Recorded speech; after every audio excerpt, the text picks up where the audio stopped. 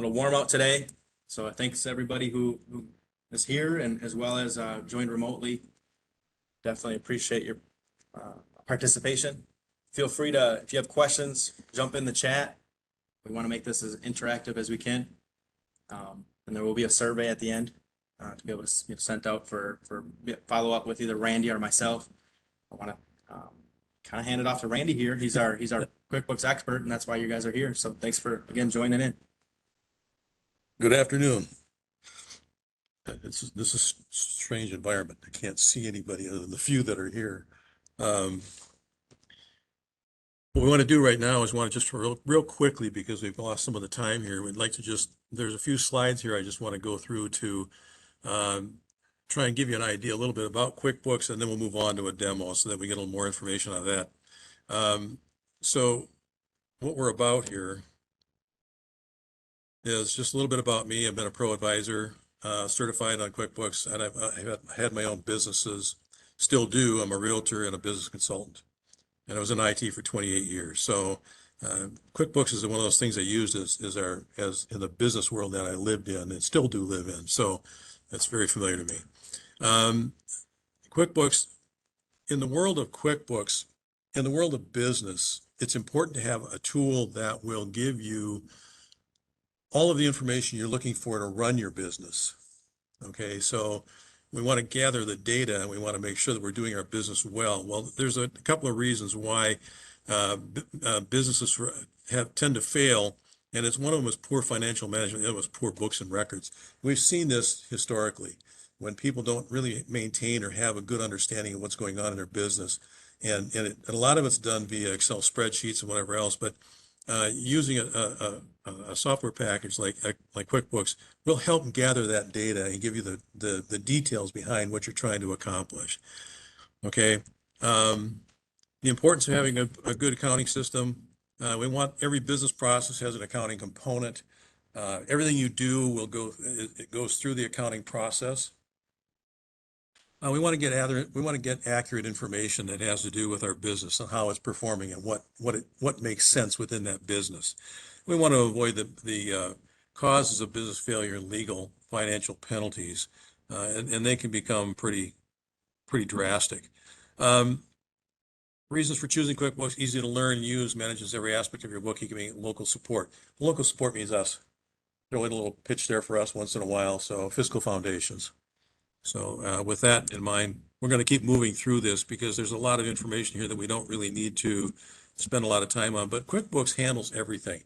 Handles your income, which are your sales, your accounts receivable, your expenses, which are accounts payable and payroll, as well as inventory management and cash management. These are all aspects of the business that you want to gather and get information around so that you can generate reports at the end of the year for your tax purposes and whatever else.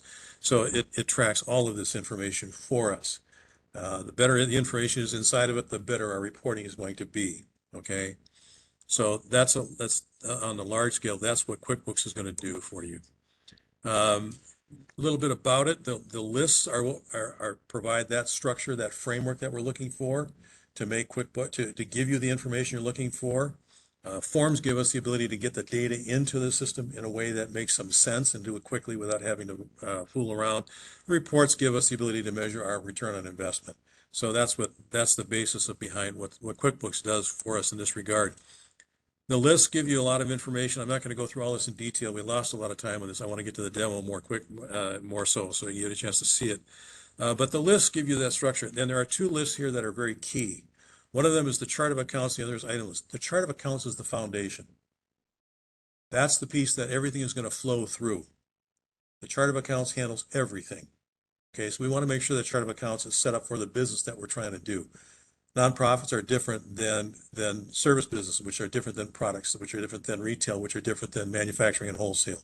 So every chart of accounts is going to look different. And even in that regard, what I recommend is that if you have any questions about what your chart of accounts should look like, talk to your CPA and have them get involved in the process so that you can get a chance, they get a chance to help you get that set up so that at the end of the year when they do your taxes, it makes sense to everybody.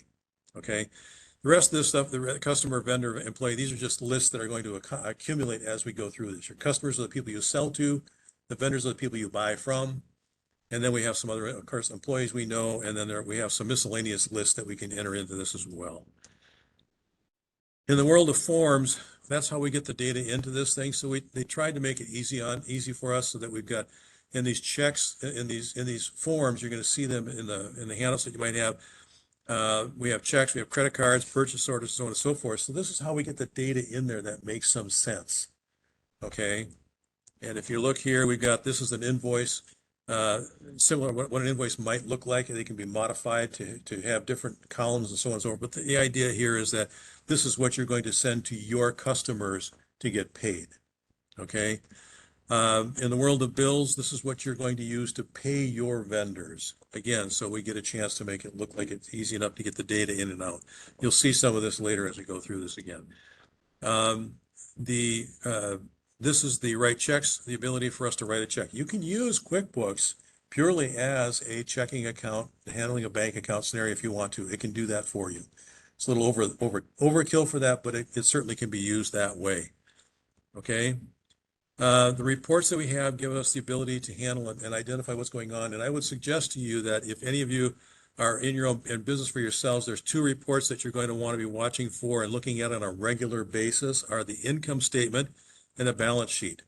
The rest of these are supporting documents, but those are the two key reports that you're going to want to look at as you're doing your business. Income statement is also known as profit and loss. Okay, so what it basically tells you is we've got our income coming in, we've got our expenses that came out of it. What did we make at the end of the day? Okay, the balance sheet, and in the case of profit and loss, it's always income versus expenses. Balance sheet is liabilities versus assets. They call it a balance sheet for the specific reason of those two numbers should be exactly the same. You should have the same number for assets as you do for liabilities. If you don't, there's a problem in your QuickBooks. There's a problem in the way that you handle it. Okay, and you need to talk to an accountant to get that fixed. But if you watch those two reports on a regular basis, I would suggest you, if you watch the income or profit and loss on a regular basis, you will see if there are any anomalies going on in your business that you are not aware of. Now, that might sound silly, but first-hand experience and second-hand experience, I can tell you that if you're not watching your business, you will lose money because somebody's going to take it from you. Been there, done that. Okay? So if you're paying attention to your business, that income statement is going to help you watch your business on a regular basis. All right. A report center is just that. It's a place for you to go get reports. There is one tab out there that you may want to look at. It's called Contributed, and it's right here. But basically what happens is Intuit gave us the ability for us to share our reports. So if I create a report that's unique and I want to share that with the rest of the world, I can do that. It shares the format only, not the data. So the beauty of that is when you go look at the contributed, you're going to find there are literally thousands of reports out there that have been created by other people that may meet a need for you. You don't have to reinvent the wheel. Okay. With that, there are some options if you don't want to do it yourself. Fiscal Foundations is there to help you in any way. We will work with you. We will do it for you. We will do it with you. We will review it. We will do a whole host of things. We can do a lot of things for you, and you have all that information. I'm not going to spend the time there. Okay, let's go to the demo. Now, this ought to be interesting. So I want to go here, back here. Oh, and that's my family. So I want to go here. All right. Okay, so I want to click up here. Should be a share button right there. Okay, let's go there. Share my screen. Oh, share application. Okay, you got your finger out of the way. I can't see it. There we go. QuickBooks. How about that? We have the technology. See if you have any questions quicker. Somebody else is going to have to watch that. I'm not sure what we're seeing. So, Not able to do both. So just wanted to check, see if yep, you go have- ahead. So that's Can't seem to hear anything. okay, so we're good. Okay. All right. For the purposes of what we're doing today, we're not going to go into all the details of this, but this screen is the home screen. This home screen gives you a picture. It's a map. Think of it that way. If you follow the arrows, you'll know what to do next. So we always start to the left, move to the right. So we start with our estimate sales orders and or purchase orders. And real quickly, those three items are what we call non-posting transactions. What that means to QuickBooks is that you will not find any of the data that's in there in your income reports because that has not been moved over to income yet. Those three are what we call non-posting transactions. Everything else on here will fall within the reporting capabilities of QuickBooks. Actually, you can get reports for sales orders and all that kind of stuff as well, but it's not within the income world.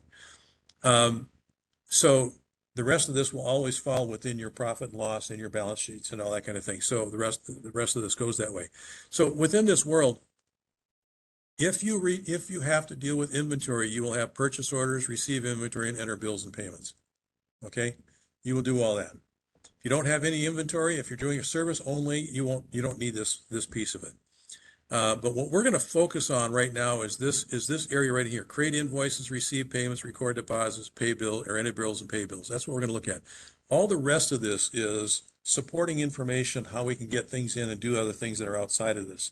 And if you have any questions, concerns, whatever about any of this, please feel free to ask.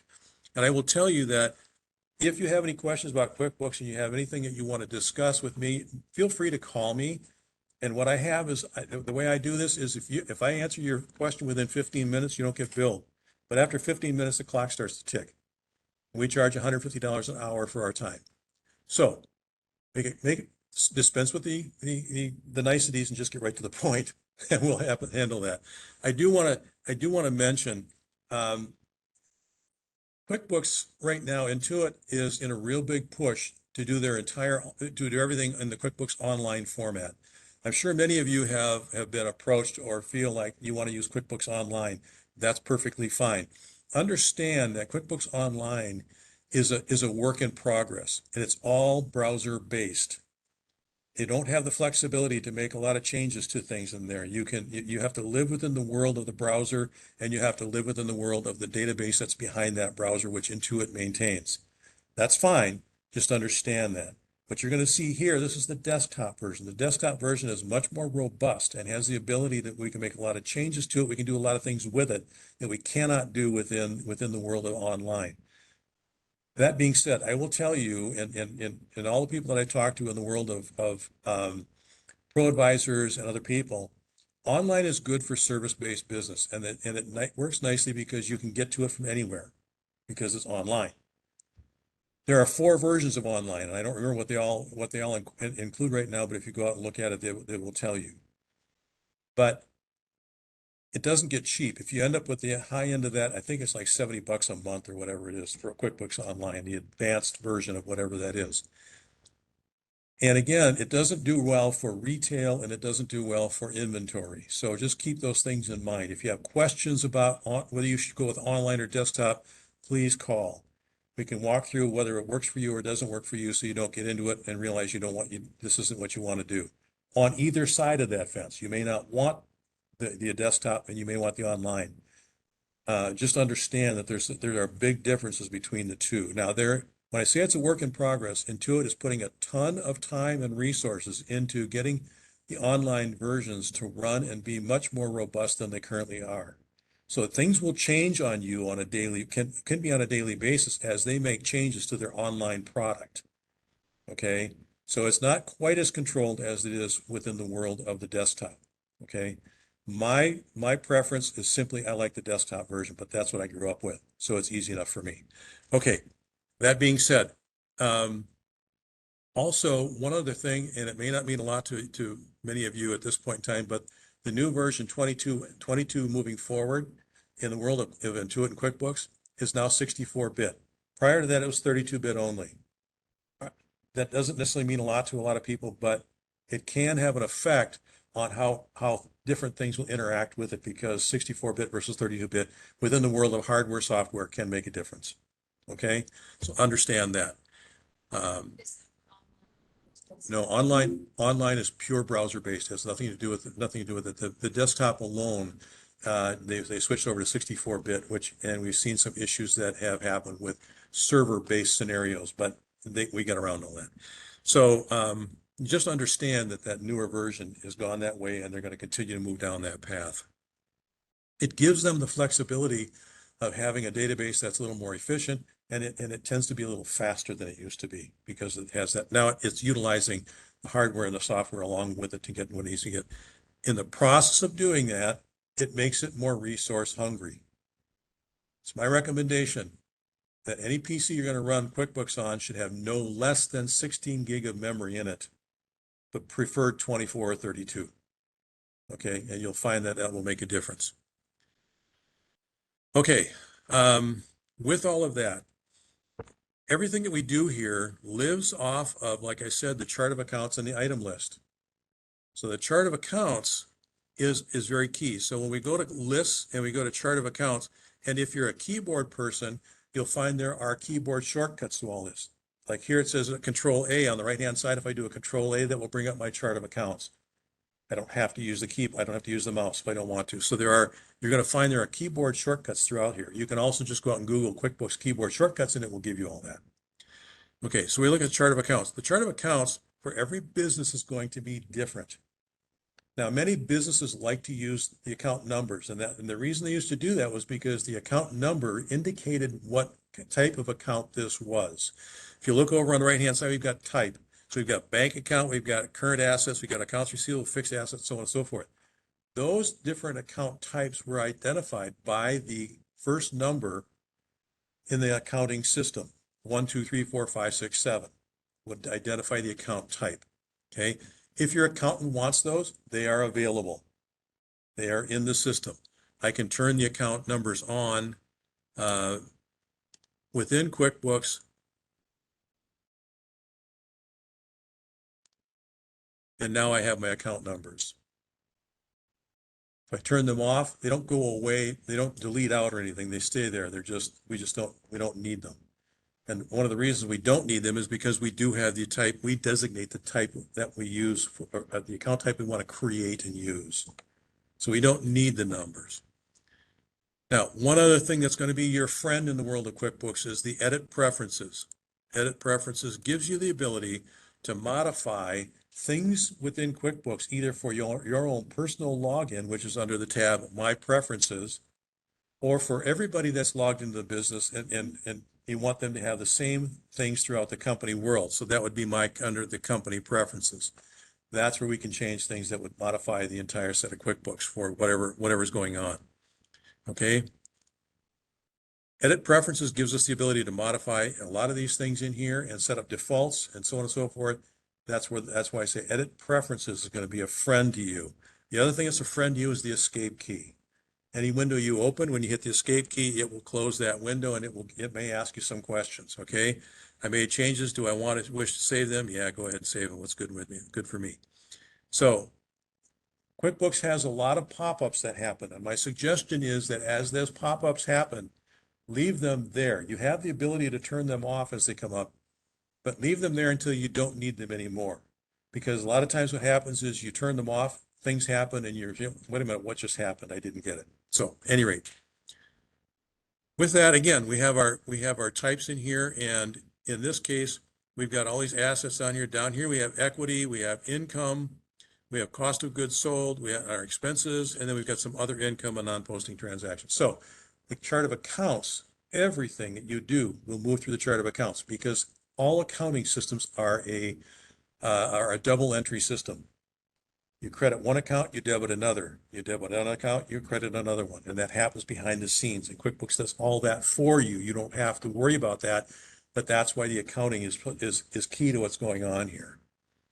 Okay, so it's a double entry system that handles that for you.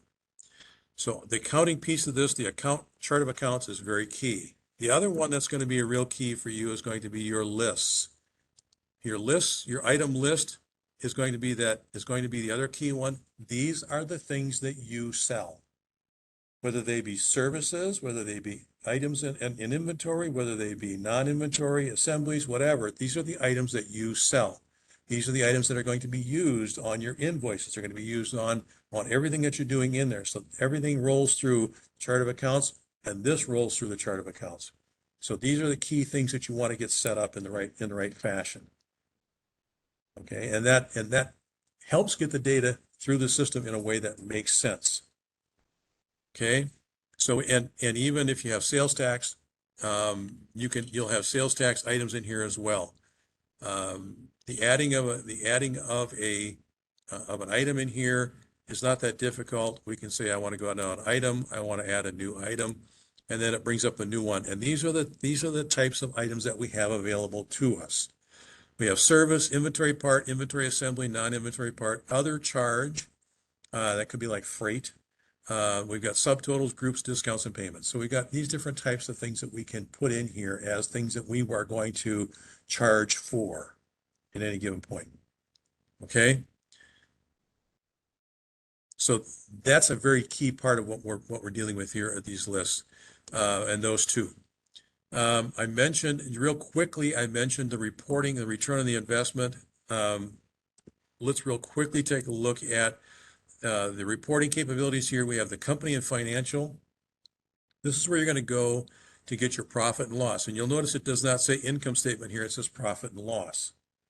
Your accountant may use the term income statement. Don't be confused. It's purely income statement and profit and loss are identical. They mean the same thing. Okay, so we're going to look at a profit and loss standard report. The profit and loss standard gives us what we're looking for. In this case, it's this month to date. For right now, let's go this month or this fiscal year at this point in time. So this gives us a look at the fiscal year as it is up to this point in time. And what it does, it shows us here's our income up here on the top. The next one that comes along is our expenses down here. Actually, it's in here somewhere. There it is. Labor and materials. It's the income and expense. Okay. And then, so here's our gross profit. And then our expenses come in down here. We subtract all that out. And we end up down here at the bottom. And at this point in time, our net income is, in this case, $88,690. Okay. That's why they call it an income statement. It tells you what you have. Now, if you look at this report on a regular basis, you're going to see as these numbers change if something is significant in what you're trying to accomplish. That's why I recommend look at your profit and loss on a regular basis. The other thing you can do with this is there's a lot of flexibility in here. Up here it says what kinds of columns do I want to see? I can say I want to see this by month. So now I can look at my months of profit and loss for this year, and I can put in multiple years so I can look at it across multiple years. Okay, so it gives you a picture, if you want, as to what you're seeing here as far as the months go. All right, so you can see the high months, the low months, and so on and so forth. So that's the profit and loss. The balance sheet, on the other hand, is going to give you just that, the assets versus the liabilities. And like I said, it's a balance sheet. The total assets is $377,923. Total liabilities are $377,923. Those numbers need to be the same.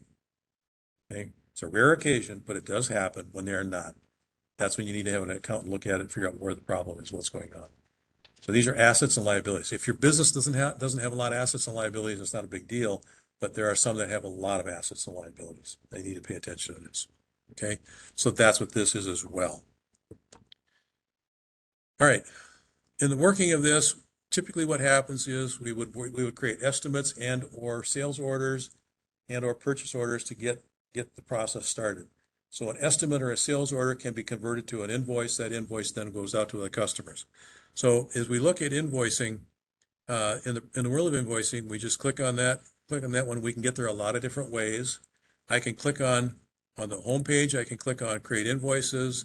I can go up here to customers, come down and create invoices. I can do a Control-I. These are all the same. They all take you to the same place. Just have multiple ways to get there. Okay. Now, I tailor my screen differently than a lot of other people, and that's another thing you can do. This user interface, you can set it up a lot of different ways. Okay. I like the real estate. In other words, I like to see one window. I don't want to see multiples. So just to give you an idea what I'm talking about, I can set this to multiple windows, and now I've got multiple windows out here that they're just laying one over the top of the other. Okay. In this world that I like it to be one window. I get the total real estate, and I have my open windows over here, so I can get to and from them by just clicking over here. It's just my way of doing things. It's not a big deal. I also like the icons across the top. To give you an idea what that means, I can say left, and it opens up a whole different set of icons, a whole different tab over here on the left-hand side. And again, this is all tailored for whatever you want, however you want it to be, whatever makes sense for you, okay? So there's a lot of flexibility in this world of QuickBooks that you don't have to bring it up and say, I got to live within the world of what is there. No, make it work for you and make it work efficiently. Because we all know that as business owners, sitting down doing our accounting doesn't earn us money. It just takes away from time is all it does. It's not a billable scenario. Okay. Creating invoices. So we've got this invoice open up here. In this world, we've got a ribbon up here that gives us some different ideas. We've got some tabs across the top here. We're not going to go into all of these, but the idea is that you have a lot of other options and things that are available to you. Okay, so in these tabs, there are things that you can set up to make this thing again work efficiently. But what we're going to do is we start out with an invoice. We need a customer, so we can either click here and we can go down, or we can start just typing in here. And it's going to keep walking down through the list until it finds something, until it can't find anything. Then it's going to ask you if you want to create a new one. Okay, so in this case, we're just going to say Peacock Homes. Okay, and there are going to be some things that are going to pop up. We're going to let that go. We don't use classes, but that's available to you. It's class tracking. Think of class tracking as, in the case of a business that's a retail business and you want to see how the north, south, east, and west are performing individually against one another and in total, you can have classes north, south, east, and west, and you class each transaction accordingly. We have different templates. As I told you before, it's very robust in that it gives us the ability to change things that we can do with this that online doesn't necessarily offer you that option. I have multiple templates that I can create with this, and I can make this screen look different. Okay, here's our date. It tends to come up with the date that we currently have, the invoice number. Invoice number will automatically increment. If you change it, it will automatically start at the next one that you just changed it from. So if I change this to 1,000, the next one will be 1,001. That's the way this is designed. It just, you have to remember where you were and what's going on. So it happens. We've got who it's going to bill to. You can have a number of ship to people. So you can have a list of different places you want to ship to, but you can have only one bill to address. And then again, we have some other fields down here that give us some other options. We have the purchase order number that will pull through if there was a purchase order that goes along with it. Our terms, our sales rep, a ship date if they want to, if we're going to ship via, how we're going to ship it, is it going to go FedEx? And these are all things that you can modify. You can add them in, make them yours. And then FOB, freight on board. Down here is the body of the invoice. So down here it's the quantity. So you would put in 10 of whatever it is that you want. You're going to have the item code. This item code is that list of items that we saw earlier. Okay. So we're going to give 10 of these, and it will automatically, based upon what's already been put in, it will automatically calculate that the price for that is 95 cents for each one. I've got 10 of them, so I'm charging $9.50. Now, I can change this on the fly. If I want to discount this, I can. If I want to increase it, I can. I can do all that right here. If whatever it is that I want to do with this, I still have that flexibility. And this is also, it acts as a calculator. Okay. So if I wanted to take and I wanted to do something like I wanted to take 10% or whatever, I can do that by saying times, and it'll bring up the tab, and I can start working as a calculator. And then that information when I'm done will be entered into that field. Okay, so QuickBooks gave us that option to be able, these fields are a little more flexible than people understand. Okay, so we have that kind of flexibility. And we continue on. This icon in this particular company, this particular version, this is the manufacturing QuickBooks version of QuickBooks. This icon allows me to go and look at what I currently have available within inventory what's on reserved for assemblies, what's left out there, so I can look at this and I can move on from here and identify what am I trying to accomplish. Okay, I have that kind of flexibility. So then I can go down here and I can say, okay, I want 10 of something else. And I want to go down here and I want to pick up another, I don't know what. And it's going to tell me that I have a quantity of hand of 12, that there are on a sales order 3, reserve 15, I got a -6. So I don't have enough of these to fulfill this order. I have to go buy some in order to make that happen. That's what it automatically tells me. Okay. It will still let me do this. And it says, if you'd like to learn track up backup orders, it gives you this, these are that pop-ups I was telling you about. And I can turn this off by saying, don't display this message again, and say, okay, and it won't. So it's going to continue to build this dollar amount that I'm going to invoice to this customer. Okay. So let's go ahead and we're just going to go ahead with this. We're going to say save and close. It wants to do spell check. I'm not going to worry about that. And now we have an invoice for that particular customer. I go look at my customers. And again, I can do some things here with this, so I get some visibility. Okay. And that was Peacock Home Builders. And there's my invoice right there. With this, I can double click on it and it'll take me right to that invoice. So I can go ahead and modify it. Okay. It shows me, it just says there, and so I can move on from here at this point in time. I can send that invoice out to them and get them to pay it. Okay. So the next thing I can do is I can receive. So if we go back to our home page, I create the invoice, I send that out. Customer sends me the payment. I have the option then of hanging on to it, doing what I want to. I'm going to hang on to it, not a chance, but I'm going to receive the payment. Okay. So in the case of receiving payments, I can then say, who do I want to receive payments from? And in this case, I can either click on the down arrow, I can do the peacock again, and it's going to bring up any invoices that are currently out there, so that are open. If I want, in this case, I can put a check mark in here. Enter an amount received. Yeah, okay, well, fine. So 779 and the amount received. Now I can go over here and I can change this. Let's say they only gave me $500. I can put 500 in there, and the QuickBooks will know that I didn't get a full payment. And half of the remainder of this $279 will remain as an open invoice. So I can take partials in this world. Okay. So that's another piece of what goes on here. Okay, so we received the 779 and we say save and close. And I'm going to turn that off. Hopefully.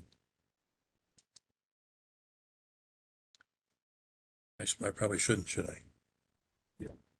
We're going to be okay? Yeah. All right. I don't know if anybody else is going to be able. All right. So with that, we've received the payments. The next thing we want to do is we want to record the deposit. What QuickBooks does in the world of accounting, when we receive that payment does not automatically get deposited into the checking account. It gets moved into an account called undeposited funds. Okay, that's the way the system works. It gets moved into that account. We have to move it from undeposited funds into the checking account. Now, typically what happens here, and this is where many people get confused or don't follow the process all the way through. They think that they've received the payment under received payments. They go to the bank, they make that deposit, and that's as far as they go. They don't go any further. QuickBooks needs you to finish the process. Okay.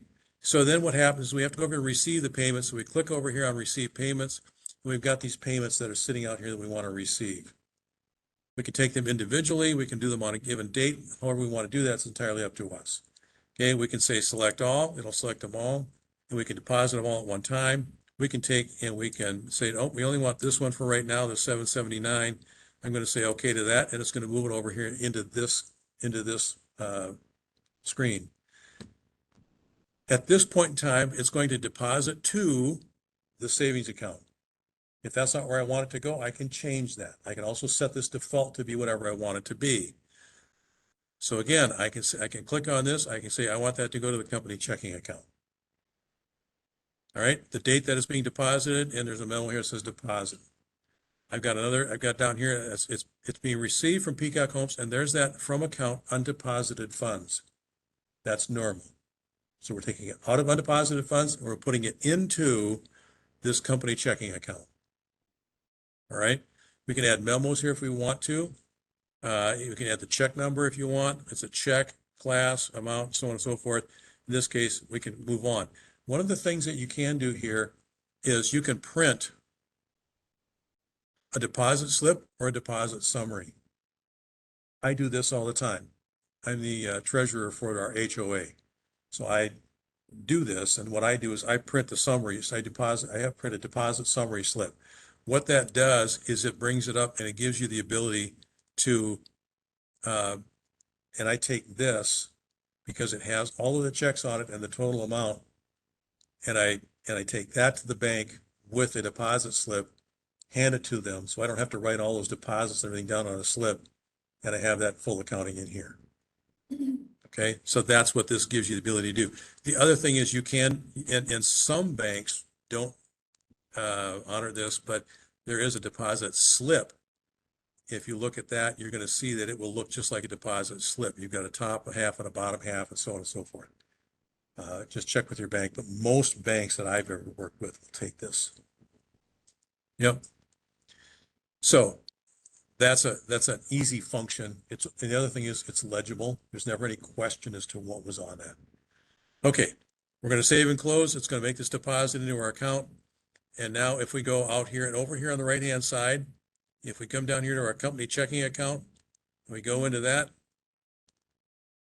and we can see that somewhere in here, there should be a deposit for $779, depending upon how it went. There it is.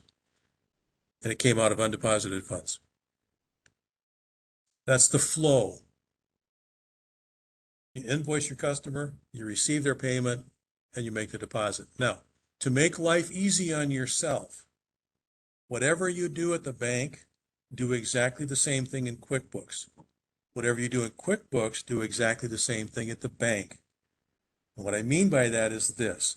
If I come in here and I make 10 different deposits in here, or individual deposits in here, but I go to the bank with 10 deposits and put in one slip, the bank is going to give you the statement with one deposit with the total on there, but it isn't going to identify what makes up that total. When you go to reconcile, you now have to find out what made up, because in your books, you don't see that one deposit. You see 10 different deposits. Okay? This gets ugly and it takes a long time to do it. Whatever you did at the bank, do the same thing at QuickBooks. Whatever you do in QuickBooks, do the same thing at the bank. If you made 10 deposits here, make 10 deposits at the bank. The banks don't love you for that, but that's too bad. Sorry about that.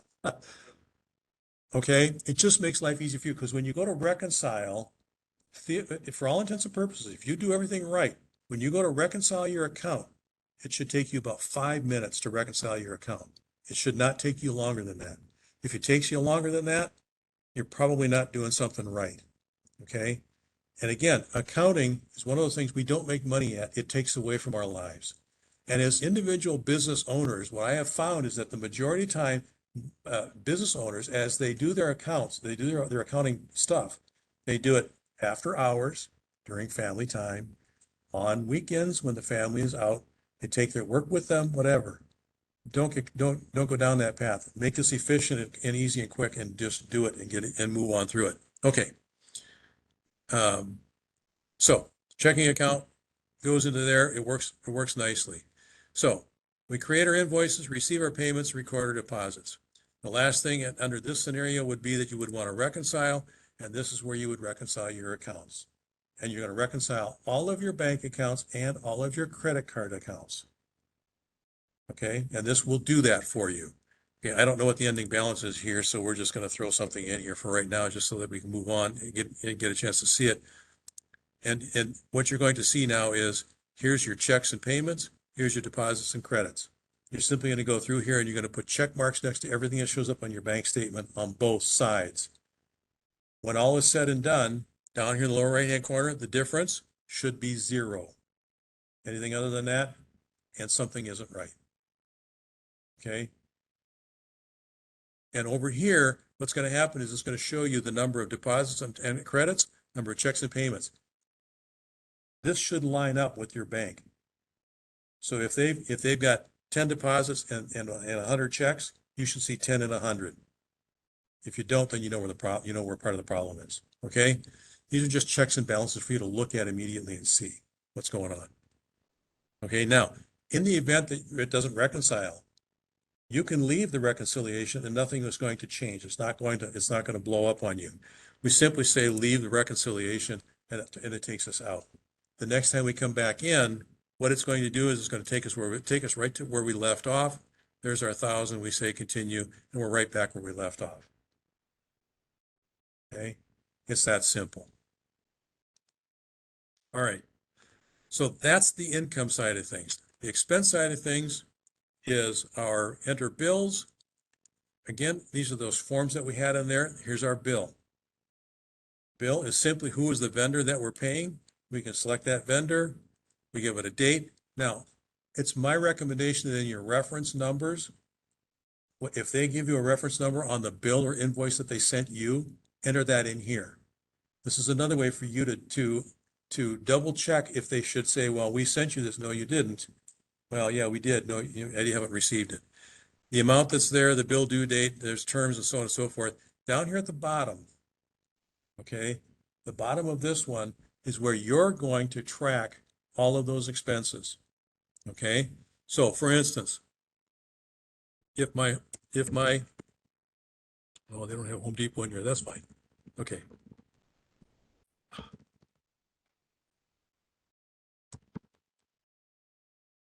Putting debit transactions in there as well. Yes, you can. Absolutely. Debit transactions come in as a plastic check. It's not a credit card. You're going to track them as you would a check. If you wrote a check, you fill in the check. For a debit card, you do exactly the same thing. Okay. So actually, let me do it. I want to go to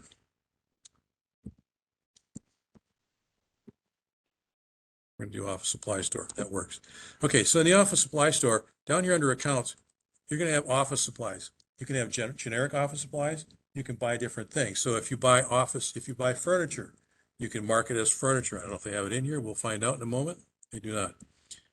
So let's go with, let's pick something here that makes some sense.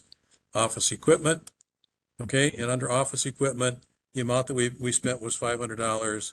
Now, it's my recommendation, do as you will, but it's my recommendation that when you're doing these pieces of it, use the memo field. You're not the only one that's ever going to look at this.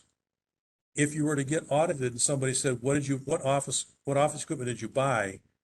And you don't have a receipt or you don't have the information, but you've got it here, you'll know immediately. You can say, well, it's right there. I bought this. Okay. Let's just say chair. Okay. And it's not billable, it's not class. Okay, that's office equipment. So we're going to do office supplies. Let's see, do we have anything else here? Office equipment over, computer equipment, wages, office. They don't have anything in here. Okay, I'm going to create one. And I can do this on the fly. Intuit, QuickBooks allows me to do this. And what will happen is, when it doesn't find one, it will automatically ask me, do you want to set this up? What do I want to do? In this case, I don't have a choice. We're going to set it up. It's going to take me out to my chart of accounts. And it's going to ask me, what do you want to do? So this is an expense account. Okay, because we're going to create an office supplies for expense. We're going to say continue. Come on. It wants to know what it is, what's going on. So it's expense, office supplies. You can fill in this information if you want. It's entirely up to you. We're going to say save and close. I now have a brand new account in my chart of accounts called office supplies. So office supplies, we spent $100 and we bought pens, paper, whatever else. Okay. This is the way you got to track all this stuff and make sure that, and remember, when you're looking at profit and loss, this goes on the loss side. This goes on the expense side of it. So you want to track this stuff. Okay, so we're going to say save and new, save and close. Okay. Yeah, I did give it to office supplies. Okay, so now I've created this bill. Now I want to go and pay that bill. So I come in here and I click on my pay bills and I get this window. This window shows me all of the bills that are out there to be paid, anything that's currently open. Okay, I can select what I want in here and choose it. Now, you'll notice in here, there's two of them for Phillip Pump Manufacturing. Now, I've had this happen. It doesn't happen very often, but it does happen. Let's just say, for instance, Phillip Pump wants a check for each individual invoice. It doesn't want two invoices paid on one check. In order to do that in QuickBooks, you have to select one, pay it, come back in, select the other one and pay it. What QuickBooks likes to do is if you select both of these, it will create one check for both invoices. Most companies will accept that, but every once in a while you get somebody that says, no, I don't want to do that. Okay, so now I can come down here and find my office supply store, which I just created. I put a check mark in there. Down here, it gives me some information. Okay, it's being paid on this date. It's being paid by a check. Do I want to print the check or do I want to sign the check number? Now, one of the nice things about this is that QuickBooks allows you to print your checks. I use the voucher check. The voucher check is the three-part check. The top two, one is the check, one is the voucher. The other one is one for you to keep for your account. And they're all and it's really nice. It goes real nice in your printer. Slip it in there, you print this off, it gets everything in there. You can also add a signature, so it will print a signature on there. So when all is said and done, you fold it in half, stick it in a number 10 windowed envelope, and out the door it goes. It's that simple. Okay. Cheapest place to buy checks, from what I'm told, is Costco. You can get like 500 of them for not much of anything. You guys might even offer checks. I don't know, but that's another option. Okay. It's very quick and easy. I feed it into my printer, off it goes, I'm done. I don't have to worry about having individual sheets or whatever else. Okay, so that being said, to be printed, it's going to come out of this account here, the company checking account. Now, it also shows you down here what's the ending balance as of this point in time. So, and I know we're at the 5:30 time frame, but if you're willing to stick with me, I'm happy to finish this out real quickly. We have an ending balance down here that goes on. We say pay the selected bill, and it comes up and it says, here's what we have. We're going to say, oh, we're done. Okay, now we go to print this. And because we said we were going to print it, we're going to go up here to File, come down here to Print Forms, over here to Checks. And there's all of the checks that are ready to be printed. Now, we're not going to print all of these. So we're going to say select none. And the one, well, it's in here somewhere. I didn't. Right, so what would be a benefit of integrating account with online banking? Could you do that? Yeah, yes. The idea of integrating online banking with QuickBooks is a nice feature, because what'll happen, depending upon the bank that you're working with, and you're working with credit union, I'm not sure what these folks do, but many of them will allow you to take and download the data right from their bank and directly into your checking account. Other ones will download to you in what's called a Connect file, QB Connect file. What it does is it gives you a picture of everything that's out there that needs to be brought in. You have to select it, you have to match it up and load it in. So there's different ways to do that. It's very nice. The one bank I used that dumped it directly into my account was US Bank. I did this years ago. So I would go connect up with them through QuickBooks. It would download directly into my checking account, and everything would fly off. We do integrate that way. Yeah, that's a beautiful way to go if you've got that kind of a thing, because it saves you a lot of time and energy entering data into this scenario. Okay, so you would simply then pull a check, office supply. There it is. We're going to say do that. We're going to say okay, and it's going to want to go out and print. Now, this is what I was talking about. These are the voucher checks.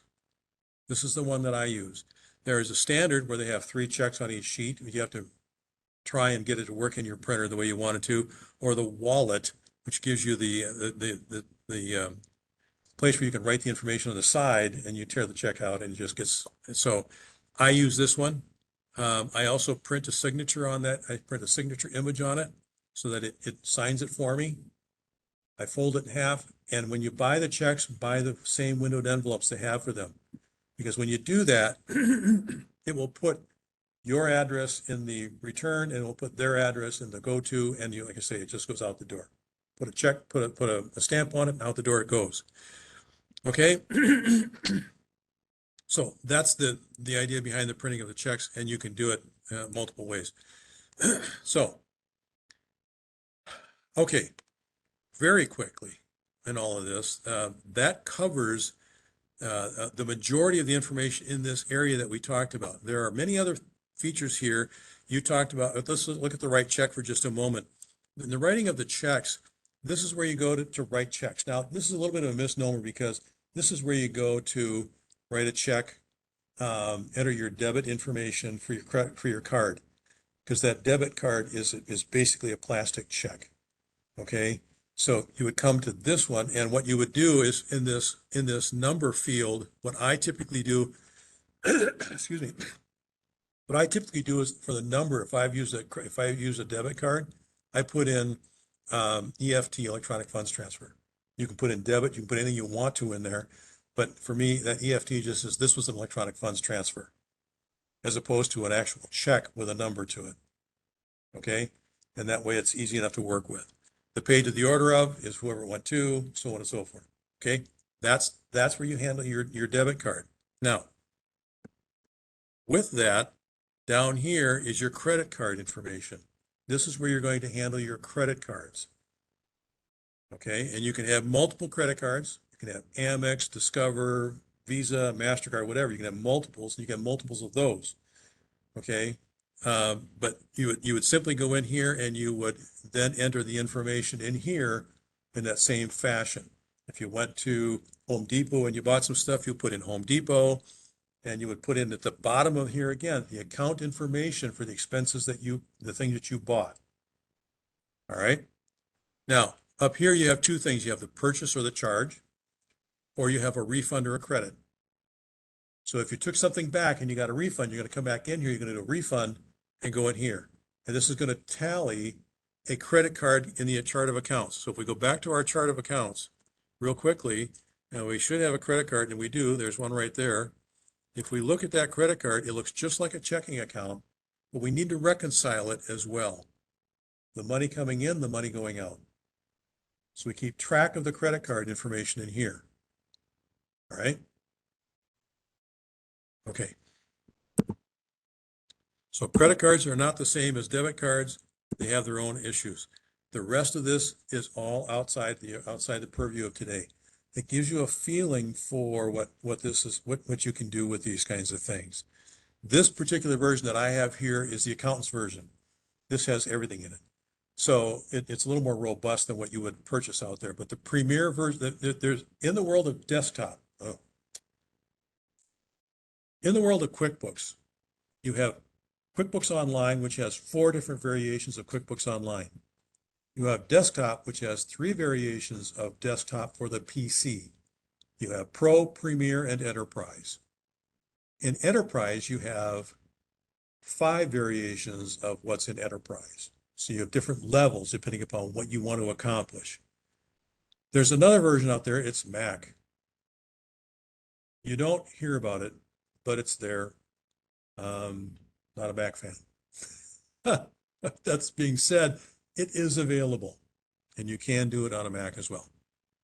Okay, so that's the lay of the land for QuickBooks products. All right. So, and each one of them has a set of specialties.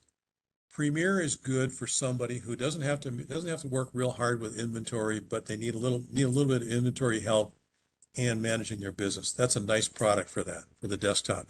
And I think it's somewhere in the $800 range. Enterprise is very robust, and it tends to start at the $1,200 range and move on from there. Okay. Pro, I believe, is somewhere around $400 to $500. And then in the world of online, you have everything from, I believe, the least expensive, somewhere around $25, $30 to $70, $75 somewhere in there on a month. That's per month. That's a subscription-based world. These products are not. Well, Enterprise is. I have to think about that for a moment because I think Intuit just changed that this year. I think they now make their Premier product and Pro product subscription as well. That being said, it's a yearly fee, not a monthly fee. Okay, so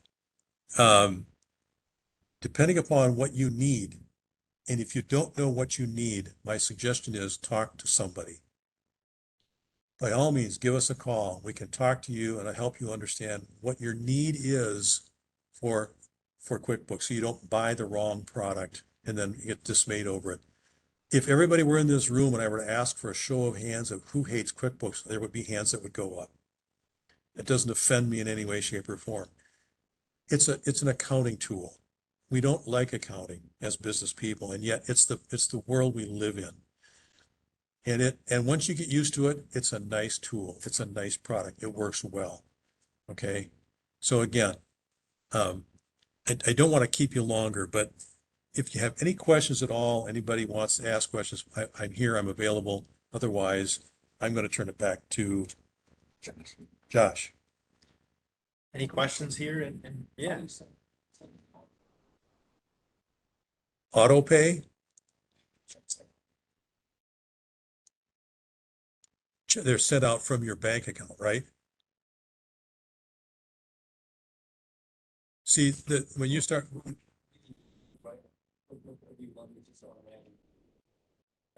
yeah, you can do that.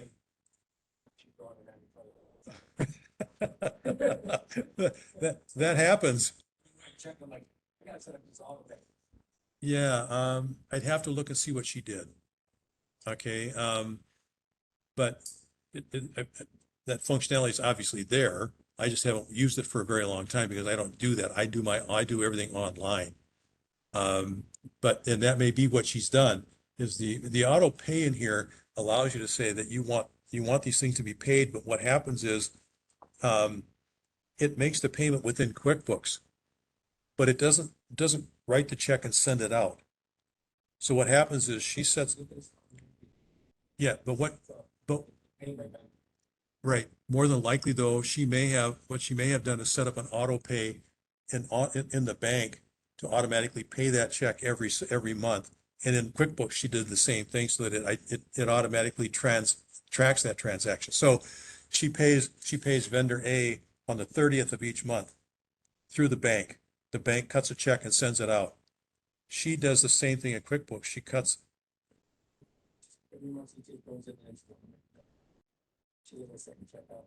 No, but that's what I'm saying. I don't think she actually sends it out. That's what I'm saying. I have to see it because what QuickBooks doesn't know to send anything anywhere anyhow. I have to literally write the check. Okay. What she's doing is something a little different. She's married the two up. Now it's very possible. Yes, it could be through the bank. It could be through the bank link that she's doing it as well. Absolutely. Be the merchant vendor is buying product from. Yeah. They can have it set up on automatic and QuickBooks is. Yes. Yes. That would be the other side of it. Yes. Yep. So. That sums it up.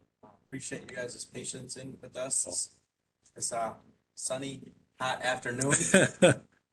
Let's sign off. We'll have a survey sent out to you.